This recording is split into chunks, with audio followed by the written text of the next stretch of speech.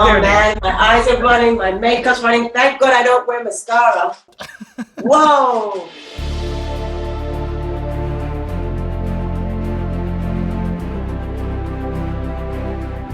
Hey, what's going on, everybody? For First We Feast, I'm Sean Evans, and you're watching Hot Ones. It's the show with hot questions and even hotter wings. And today we're joined by Naomi Campbell. She's a global style icon and one of the most recognizable supermodels of all time. You can catch her on her interview series, No Filter, on the Naomi YouTube channel, as well as the docuseries, The Supermodels, which is coming soon to Apple TV. Naomi Campbell, welcome to the show. Thank you so much, Sean. Thank you for having me. Before we get started, how into hot sauce are you? Like when you go to Brixton Market, do you just load up on the Caribbean Scotch bonnet sauces? Well, first it was Jamaican hot sauce. Then it grew into, I went to Rwanda, I got Rwanda hot sauce. I went to Sicily, I got Sicilian hot sauce. I went to Nigeria, I got Nigerian hot sauce. So now I have a bag of 4 hot sauce. Well, I look forward to introducing you to a bunch of new ones today. Are you ready to get started? They look, all of them, like fire to me.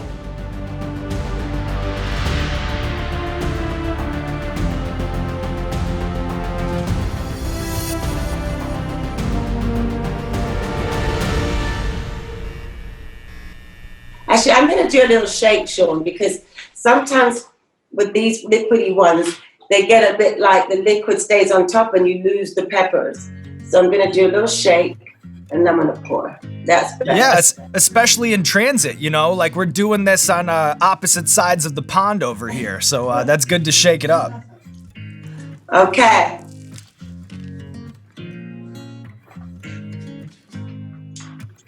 It's good. It's mild. I'm enjoying this mild zone, Sean.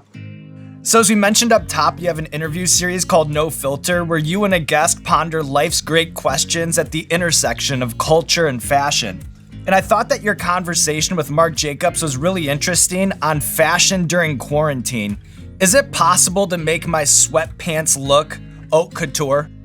I think sweatpants have long been haute couture before the quarantine happened.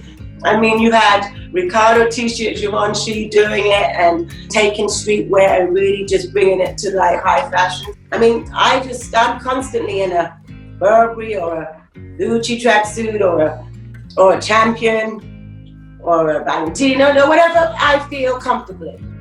What are the chances that we see a designer hazmat suit on the runway sometime in the next year? I think there's big chances. I mean, I've been asked to put my hazmat suit into a museum. They asked me for the one that I actually wore and my Burberry cape that I put on top of it. So I'm going to give it. So, very possible.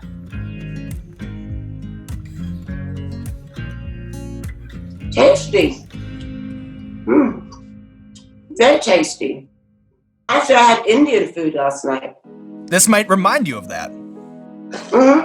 It does. I like that one. So we can't have a Naomi Campbell interview without talking about style in the 90s, a decade that really redefined the fashion industry as a whole.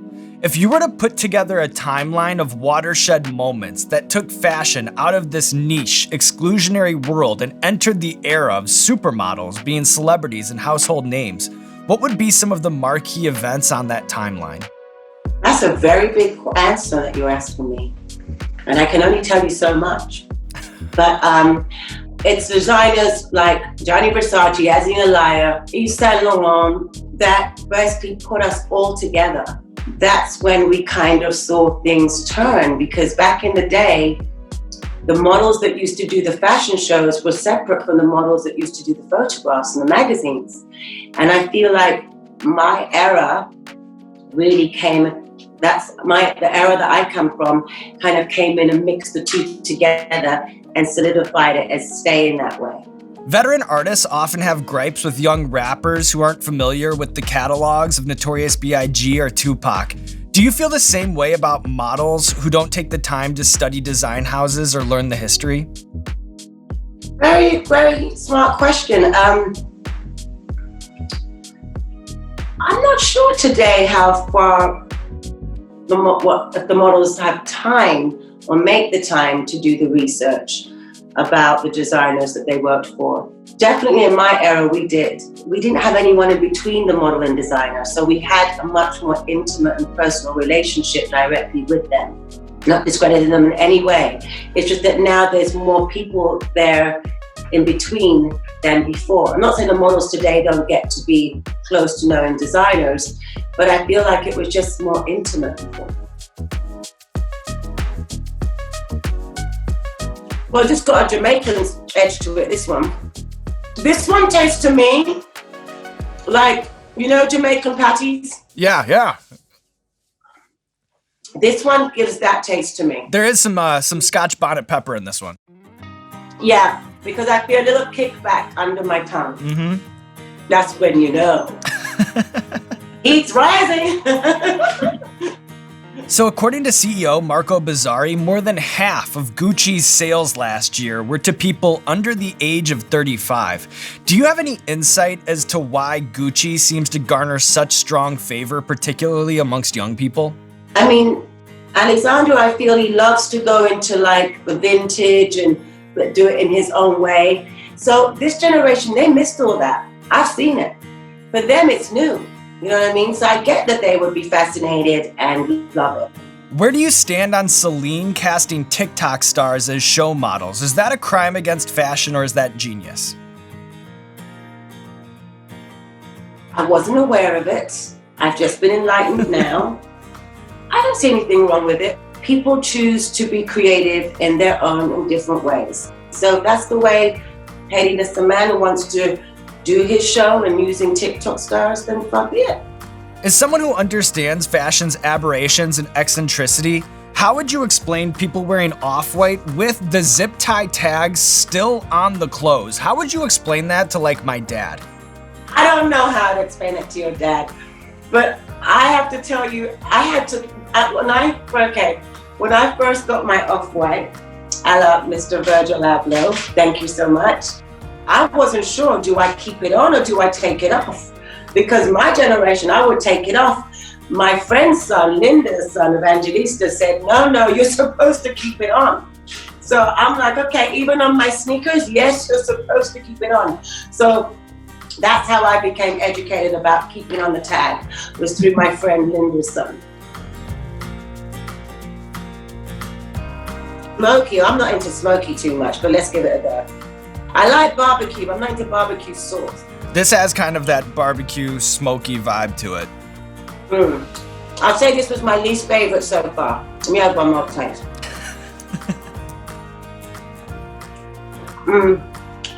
Least favorite so far. Not into the smoke. So Brixton, where you grew up, like Harlem in New York or Shibuya in Tokyo, it's one of these neighborhoods that you see emblazoned on fast fashion t-shirts to connote a certain level of stylishness. What does Brixton really stand for, and what do you think the fashion shorthand of Brixton is even supposed to mean? Can I just say one name? And I think Sure. it'll sum it up. David Bowie. That's it. It's music and it's fashion. Says it all in one. Can't get any better than that, can you? What do you see as the biggest difference in the style sensibilities of Americans versus Brits? Oh no, darling. We're cutting edge. We've always been cutting edge. Sorry to tell you. We get it first, you get it later. So Los Calientes is from where? We actually make this one, believe it or not. This is yours? Yeah, we make this product. But you know what, Naomi, if you don't like it, tell me the truth. I know you always speak the truth. I'll tell you the truth. I'm a straight up Gemini. I'm not gonna lie to you. Hey, I know that. Okay.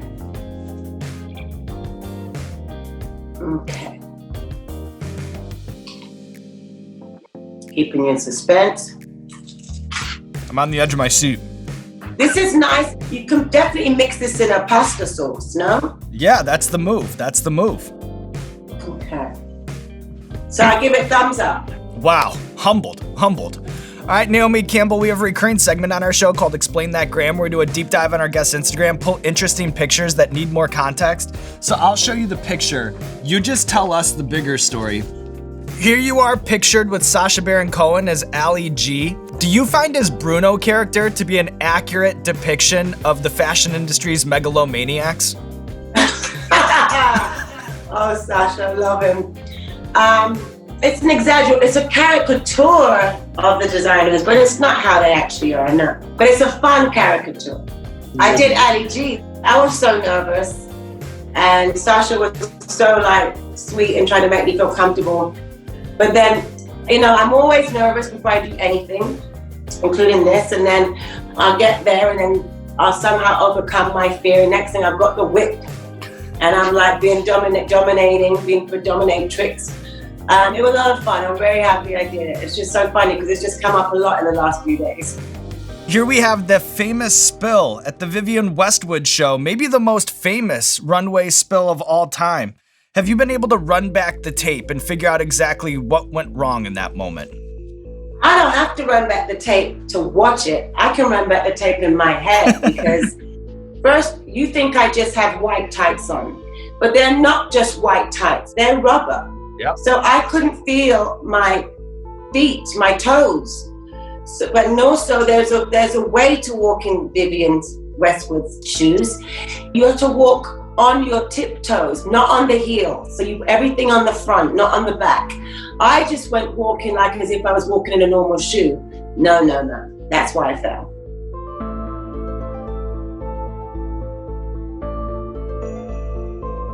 Might be. This might be the one. TKO me. So during a recent interview with Marc Jacobs, you guys discussed his infamous grunge rock show for Perry Ellis in 1992. What do you remember about the reaction to that show specifically? And looking back, what did critics get wrong? Oh, they were blown away. They didn't expect that. I loved Mark's conviction behind it because it's just what he wanted to do and it's what he loved. And by the end of that show, the whole room loved it too. The whole fashion industry loved it too. And then it was everyone trying to shoot it. Yeah, and I think it too kind of shows the intrinsic link between fashion and music, because here comes this thing that's like a total disruption and total reversal in large part because of this music trend that was going on in the Pacific Northwest with bands like Nirvana. It was great. It was so perfect, the timing of that. And I mean, there we were in the glamorous dresses, the beautiful dresses, the finale dresses, and then it just went upside down.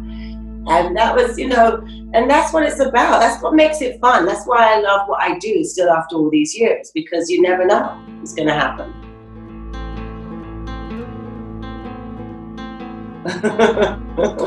This one looks scary. I'm trying to look at your face.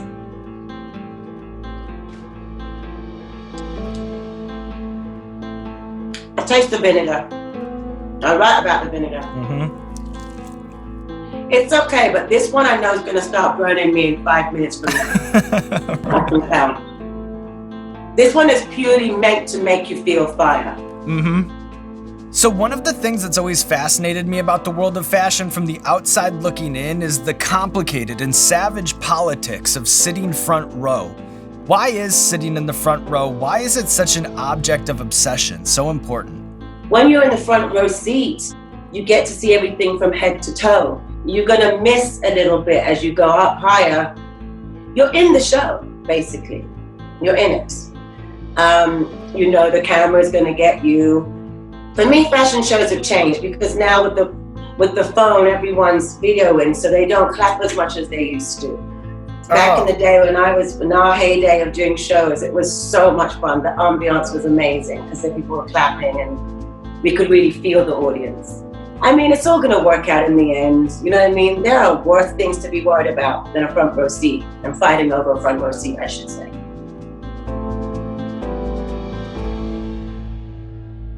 It's a big step up, huh? Thank you for the warning, Sean. Oh, wow. Oh, yeah.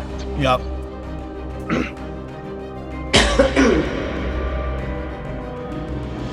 There's not even any hot sauce in it. It's just pepper, just fire. Oh my God. Yep. I'm gonna go in for a sip too. I didn't like that one at all. My tongue is on fire. I'm gonna have to put my tongue in milk. There you go. It's like a Russian bathhouse. Bloody hell. So, I've read that some of your favorite places to visit include Brazil, Egypt, Italy, Japan, Cambodia, Burma. Food-wise, where's your favorite place for a street food snack? I can't speak.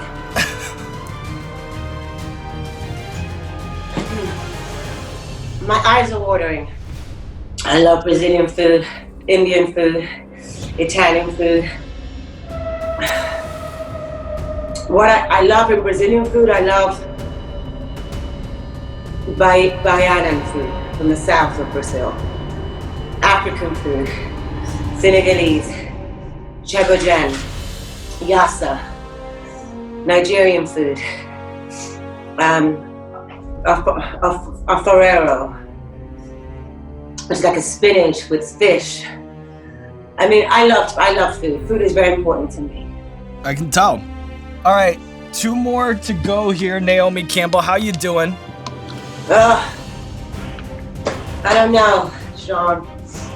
My nose is running, that's a sign. My eyes are watering, that's a sign, and my tongue is on fire. And I'm heating up from inside. Uh-oh. I hope I don't faint on you. Has anyone ever fainted on this show? I've seen a lot of things go down, but I've yet to see a faint, Naomi. You could be the first. And I'd feel helpless over here on the other side of the Zoom, you know?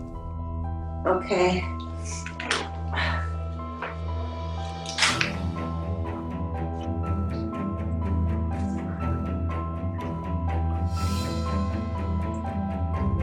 Wow. That's numbing. I feel like it's just like a deep, profound pepper taste, you know? Oh my Lord of mercy. Give me strength here. So, as someone with a front row seat to the changes in fashion over the last 30 years, you have a unique view on the cyclical nature of culture. What's one fashion trend that will never go away, and then one that you hope never comes back? The black dresses never get out of style. And I'm not into Crocs. Sorry, Crocs, nothing against your brand. It's just not I find it a lazy shoe. You've done a staggering 1,000+ magazine covers in your life. Pound for pound, which one is your favorite? It's hard to pick a favorite. Of course, I hold the ones that are dear that were first. First to be the black English girl in my country of British Vogue. First to be the first black woman on the cover of French Vogue. For me, the ones that broke barriers for my culture. First to be on the cover of Time magazine. All of those ones are ones that I hold dear, but I don't hold dear for me, I hold dear for the culture. And the rest is my life. We're almost there, Naomi, we're almost there. My eyes are running, my makeup's running. Thank God I don't wear mascara. Whoa! But we made it, Naomi. Almost. I want to blow my nose so much. All right, so this one is called Apollo. I'm scared, Sean. I get it, I understand, but I'm right here with you. All right, I'm going for it. All right, cheers, Naomi. What a ride it's been. Very fun.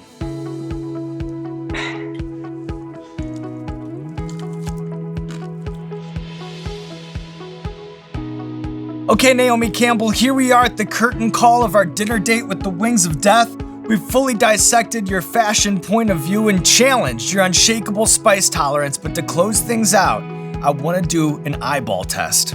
I've always marveled at the creativity and nerve of hot sauce makers that on the bottle can have everything from a friendly mascot turtle to a hellish landscape of fire and brimstone. So to close things out, I would be honored if you could maybe pick out a couple bottles, tell me your favorites, tell me your least favorites, but I want you to forget about taste. This is all about the aesthetic and artistic appeal of the label. Da Bomb is the worst because Da Bomb looks like a CD cover of a music. Looks like a music cover to me. Hell on Fire, not into it either. No, creativity there. Angry goat is cute. I like angry goat. But the classic for me is the West Indian, because that's the classic to me, because that's what they looked like to me when I was growing up.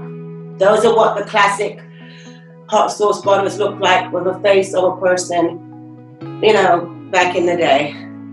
Well, if I know Shaquanda, they're going to be very excited about that. And look at you, Naomi Campbell, conquering the Hot Ones gauntlet. I hate it. Oh my goodness. Oh my God, I was so scared. And now there's nothing left to do but roll out the red carpet for you, Naomi Campbell. This camera, possibly a camera B if you set one up, but probably just the one that you're looking at. Let the people know what you have going on in your life. I love your show. And I remember saying, I want to try that because of my love of hot sauce. So this was a big fear and challenge that I've made it through. And now, as you know, we announced we are working on the Supermodels, the docuseries with Apple. And many, many things are coming. I love the surprises. The element of surprise still does it for me. Good job, Naomi. Good job. Thank you.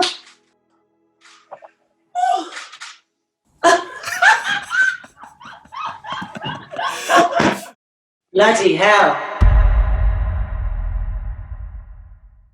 What is up, Spice Lords? Greek god Apollo here to tell you that I've harnessed the power of the sun. You thought Zeus's lightning bolts were bad?